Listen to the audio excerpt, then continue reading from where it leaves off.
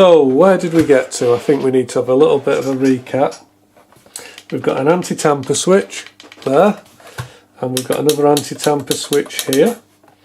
We've got a speaker, we've got a voice chip here which can record and play back messages, an NXP processor which is using a static memory chip which is there, and it's probably got some of its program here stored in this one-time programmable EEPROM which is made by Atmel. We've got our microchip PIC down here which is doing something or other, we don't know what, and that is connected via a programming header which we'll maybe be able to plug in and get something off it, or at least look at it. And down here we've got our dial tone decoder chip which converts dial tones into a 4-bit code. So what else can we see on here? Well, just because now we know that this thing will connect to a telephone line. Again, I don't know much about telephone lines, but I remember playing with modems as a kid, and they tend to have, you know, a transformer coupling.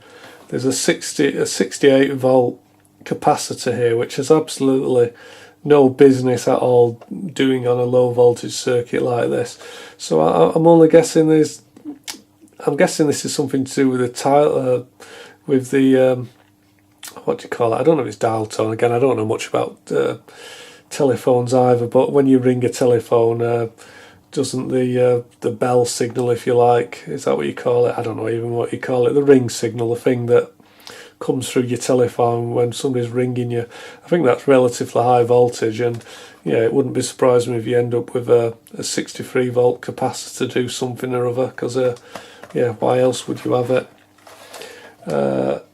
We've got a relay here which I'm guessing could be used to pick up and drop the call, and we have got a tip 112 transistor. I can't remember what tip 122s are. Are they is that a Darlington? Can't remember, don't know. Okay, can we take more of it apart?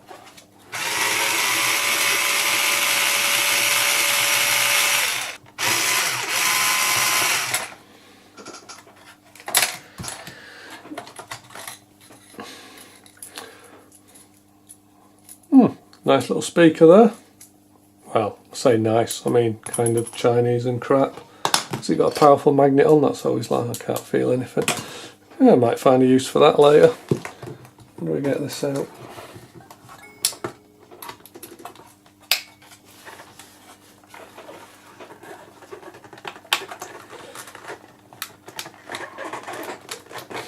This might not go well.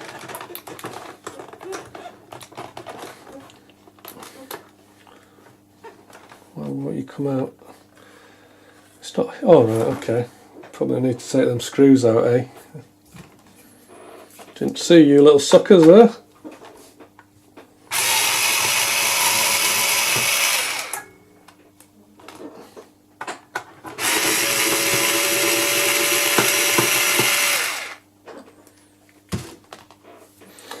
I do wonder why it was thrown away, this, because it seems to work, or at least this bit works.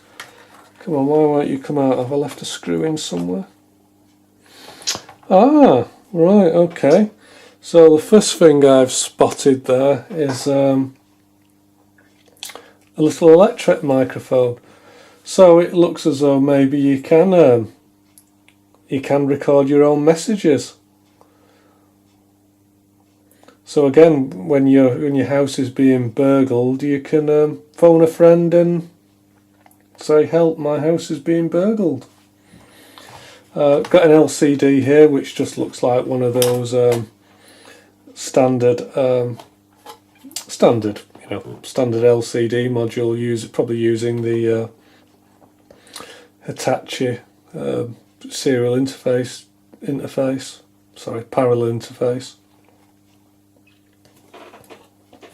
And the push buttons are, you know, those little touch pads that use little conductive pad on the back of them, which just so when you press one of these buttons, you see these dots here, they're kind of loaded with carbon. They're slightly conductive. Actually, I only know they're conductive because I watched other people's videos. I wonder if they are conductive. Let's just find out. Wake up, you little bugger. Come on, I hate it when my meter turns off.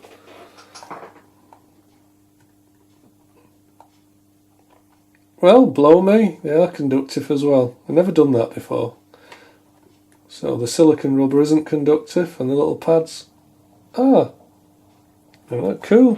What was the reading there?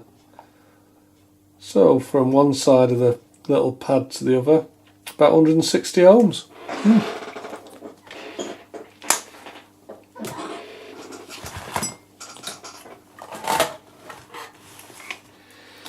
So we've got our electret microphone, we've got an LCD. If I can bring you in, let's try and bring you in a little bit. So those are our, these little, you can see these little gold pads here that I've got my thumb near. So basically the little conductive little conductive pads on the keypad, they just short out across these contacts here, and that's how it detects when you've got a button pressed. And I can also see here we've got quite a lot of surface mount LEDs. Let me get something I can point at because you can only see my thumb, can't you? So basically we've got one there, one there, one there, one there. There's lots of these little surface mount LEDs. We've got these are our little touch pads. It's quite nice to appear to have some nice little test points here, just little round pads with a circle around it. I always think it's nice when companies put test points on things, and they're all labelled TP6 and various other things. Some of them have got labels on, and some of them haven't. So and there's actually a lot of test points on here. There's a lot around there, and what I suspect this is the reason we see all these test points is that this has been designed to go through some kind of automated test jig. So some of the test points here, probably the ones that are labelled, are probably for manual testing or something like that, where maybe a person would need to check or tweak something. But a lot of the other test points will just be designed to be automatically tested. What they have in production is they have some jigs, and they actually call them bed of nails testers because they look a bit like a bed of nails. And you would drop this board into it, and the little nails would stick up. I mean, some people call them pogo sticks. They're basically little spring-loaded contacts, and all of those contacts would press against all these little test points on the board. Basically, come down and just press against it, and then the test jig would run some automated test routine, and you can use them for for testing, but you could probably also use it for doing things like in-circuit programming of some of the microprocessors. So yeah, that's probably how they did it. And that's that programming header that connects to the microchip PIC, which is around there somewhere. And as we see, they didn't bother to populate this programming header, so it was maybe something that when the engineer designed this, he had it plugged in so he could do some debugging. But then when it went into production and they were happy with it, they took it off. Well, I'm sorry if this video is just jumping around slightly without a huge amount of logic or procedure with what I'm doing. I'm just basically poking around at the board. I'm poking it with a stick and watching it squirm. But this chip here caught my eye because it had the initials 485 on it, and I've just looked it up, and this particular IC, it's an SP485, which is a low power half duplex transceiver. Now I'm guessing most people will be familiar with RS-232, although I say that because I guess younger people now probably won't be that familiar with RS-232 because you used to get it on every computer that you bought, but now when you buy a computer it doesn't have an RS-232 port. But what RS-232 is used for, it was used for communications. It's a serial interface, and you used to be able to connect one computer to another using RS-232, or maybe even plug your mouse in. and it's a serial interface. But this isn't RS232, it's actually RS485. Now what 485 was really designed for is for driving long wires, and it uses what they call a differential drive, and you'd normally use this with a twisted pair cable, so it's quite immune to noise. What I thought it might be useful to do is just put the oscilloscope on here and see if there is anything coming out of this transceiver chip, see if the board's talking, because when I had a look at the manual online, and it does say that it was possible to program this alarm system, set up all the user defaults using a PC application, and the company that makes the alarm also sold an adapter, which I'm guessing was a 485 to, well, I think it says it was a 485 to USB interface, so you could plug the alarm system into your laptop and then just set up all the user parameters. So what we'll do is we'll just see if we can see any data coming out of this IC, and then maybe find the source of that data, because I think there's a couple of microprocessors on here. There's the PIC Micro that we've been looking at, and there is also, well, let's just turn it over. We've got the PIC Micro here, and we've also got this NXP processor. Now I have been having a little bit of a poke round at this PIC off camera, and earlier we looked at this tone decoding chip, the DFT chip. I found out that this basically has 4 output pins, and each of those 4 output pins are connected to the microcontroller, to the PIC here. I've also found that we've got a keyboard on the other side, as we've seen, and it's doing a lot of the keyboard decoding on the PIC. So it'll be interesting to see if this PIC is also driving that 485 transceiver as well. Well, pin 1, RO, that's basically the received data from the outside world. RE is the receive data enable, so basically that turns on the receiver. And just note there that to turn on the receiver, it's actually an active low because it's got the bar over it. If we go down here, we've got DE. Now DE is the transmit enable, so basically that line will be high whenever we want to turn on the transmitter. And then we've got DI here. Now DI is the data that we're going to transmit.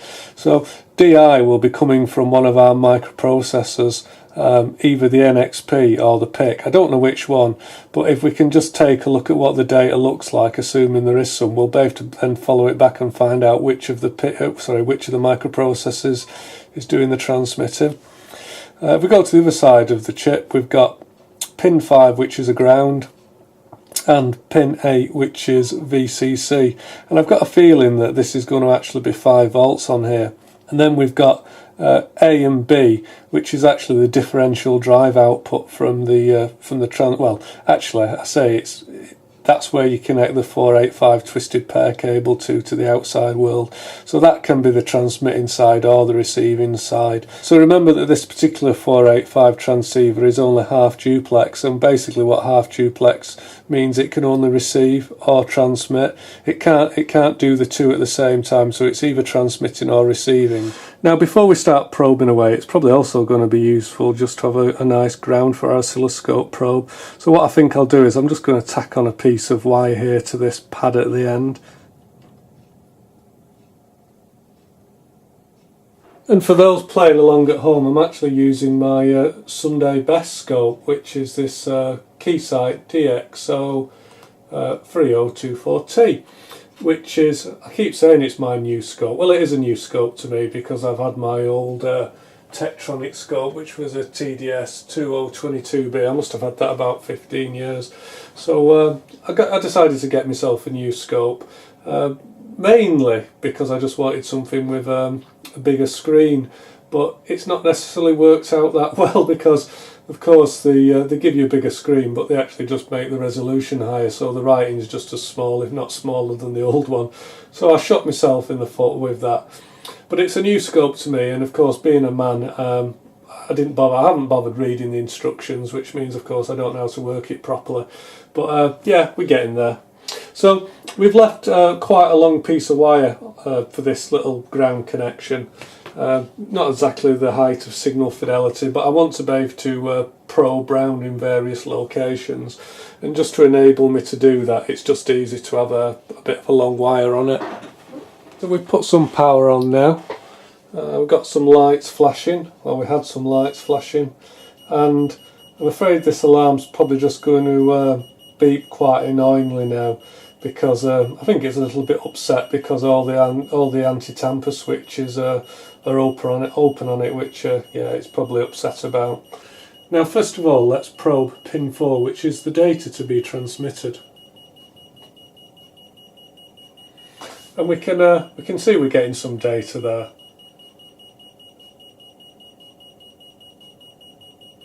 And we can just stop that and we can have a closer look at it.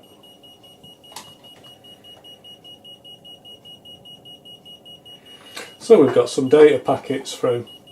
So it's definitely transmitting something. Now what I think it will be interesting to do is have a look at the transmit enable for the transceiver and have a look at the data at the same time. So pin 3 is the transmitter enable pin. Now I hope you can see that. These peaks here, they're moving around a bit.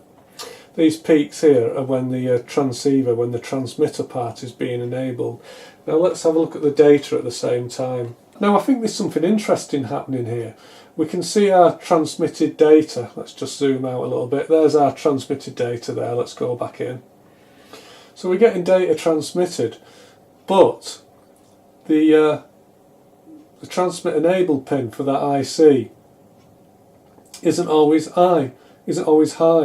So it looks like the 485 transceiver is receiving data even when it isn't transmitting it. Now I don't know what else is on this circuit, but what I'm thinking here is that perhaps there's more than one serial interface on this board. For example, we know that there is an RF transceiver somewhere, and I'm wondering if where we see data but we don't see a transmitter enable, if this data is being used somewhere else or it's going somewhere else, maybe to the RF transceiver. I don't know that at the moment, that's just speculation. Again, let's just have a little bit of a closer look at the data. Now the data that's going to be the 485 data, as I said, it's going to be the data that lines up with the chip enable.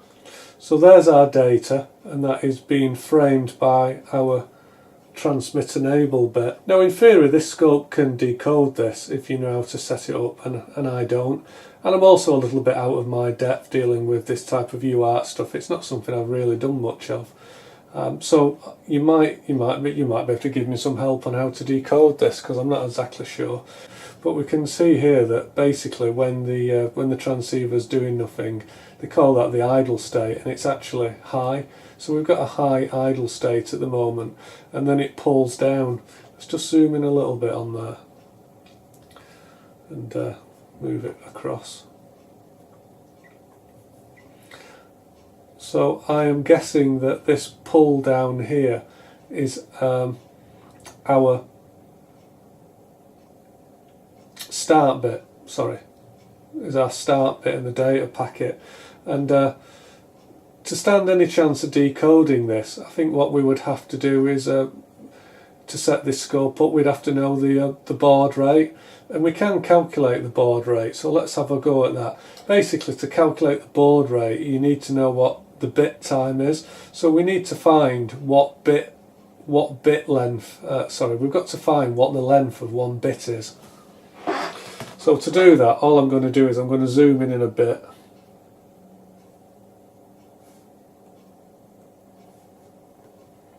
So there's a bit.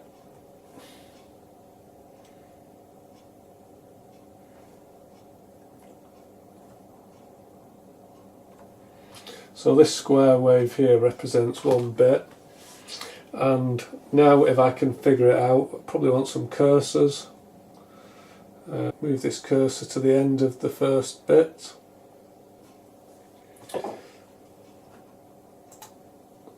And then we need to move this other cursor in. So what we need to do to get the bit time, we need to look at the difference between x1 cursor and x2, and that's given here as being delta x, and that's given us 104.4 microseconds. So let's just plug that into our calculator. 1 divided by 104.4 exponential minus 6 equals 9578.5. Now that's approximately 9,600, and 9,600 is a common baud rate for serial comms. So yeah, I'm having that. So I think my baud rate is 9,600. What I'm going to do next is I'm going to have a go at decoding this data, and I'm hoping that some of my subscribers can just give me a helping hand. If I get anything wrong, do point it out, because I'm not particularly familiar with UART and serial comms, and I'm certainly not a software engineer. So if I get something wrong, I'm hoping that you guys will be able to point out what my mistake is. So if it is wrong, do tell me, don't hesitate, because obviously I want to be able to get it right next time. So our idle state here is high, and then to start with we pull low for 1 bit, and then that's our data. So let's just make a note of that. So we pull low, and our first bit is low. I'm going to write that down here. Our next bit is high,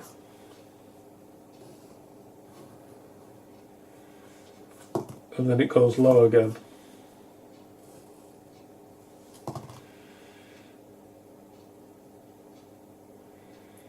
Just going to line everything up a bit better. How many bits is it low for? It's low for 1.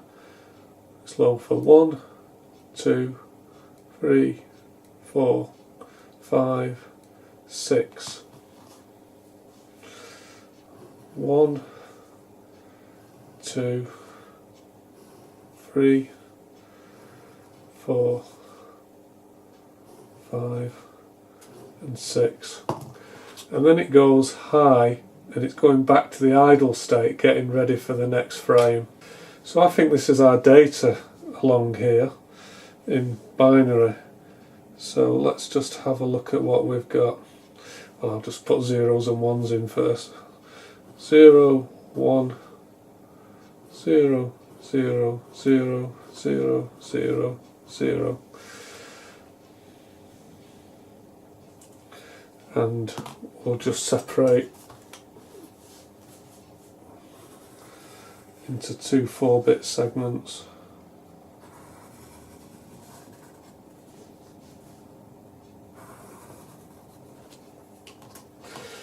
So let's do that side first, because that's easier. We had a load of zeros there. So that's 0. And then we've got, I think we read it this way. So I think that we're starting from this side. I think that's the least significant bit. So that would be 1. Sorry, well it's not 1, that would be 1. So basically if we read from that way in binary, that's going to be 2, 0, 1, 0, 0. So I think that is a 2 and that's a 0. But this is where I get a little bit confused about the way that you read these strings in. Because again, I think you reverse it. I think that code is actually 0, 2, because you start from the left. So I think that this piece of data here is 0, 2. Have I done that right? Please tell me, have I done that right? So let's have a look at another bit of data now. So this was our idle period here. Just move that over a bit more. So there's our idle period, and then we pull low, so that's our start bit.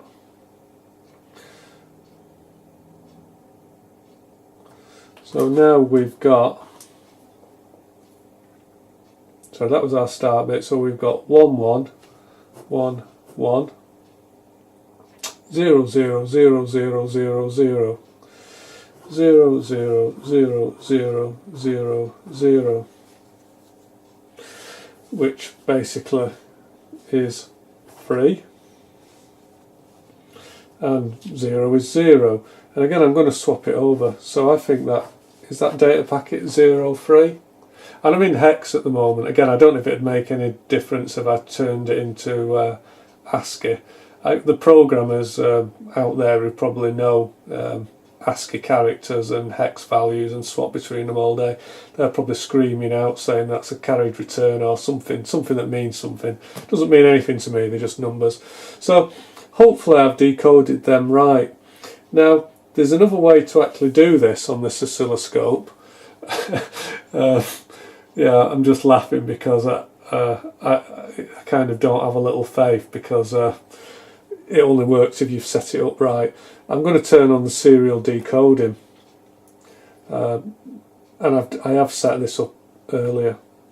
So I turn on my serial decoding, and again that's the packet that we looked at, and it's giving us the serial decoding there. And I've got to admit, I did cheat a little bit earlier, and I have actually worked out these longhand. So I'm getting the first byte 02, which we worked out, the second byte 03 that we worked out, third byte 04, which seemed to be correct by my working, and then the final byte in this packet is 07. So that's what the scope is giving me. Now, does anybody know, do them numbers mean anything? Would it make any difference if I displayed that in ASCII? I really have got no idea. How do I do that? I think I can change that on here. Is that bus config? Settings. Framing. Base hex. Does binary or ASCII make any difference? Let's try binary.